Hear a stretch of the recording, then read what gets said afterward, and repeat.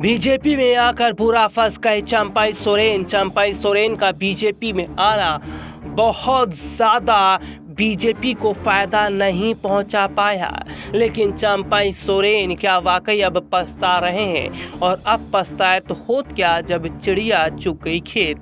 नाकाम होती जा रही है बीजेपी की विभीषण पॉलिटिक्स। चंपाई सोरेन से कुछ भी हासिल नहीं हुआ। कितना अजीब है ना। लोकसभा चुनाव में झारखंड के मुकाबले महाराष्ट्र में बीजेपी का प्रदर्शन खराब होता है, लेकिन कुछ ही दिन बाद विधानसभा चुनाव में नतीजे अलग आते हैं। जैसे महाराष्ट्र में उद्धव ठाकरे के खिलाफ बगावत करके एकनाथ शिंदे बीजेपी के साथ आ गए थे।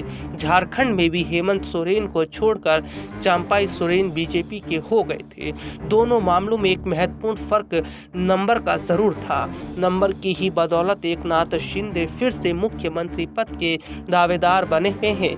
चंपाई सोरेन तो झारखंड में फेल हो गए, लेकिन दिल्ली में कैलाश गहलोत का टेस्ट अभी बाकी है। दिल्ली में भी जल्द ही विधानसभा के चुनाव होने वाले हैं। हालांकि अपने दर्शकों को बता दें कि बड़ी खबर ये भी सामने आ रही है कि क्या चंपाई सोरेन अब अपना रास्ता फिर से बदलते नजर आएंगे। क्या हेमंत सोरेन के साथ चंपाई सोरेन अपनी राजनीतिक गाड़ी को आगे बढ़ा सकते हैं?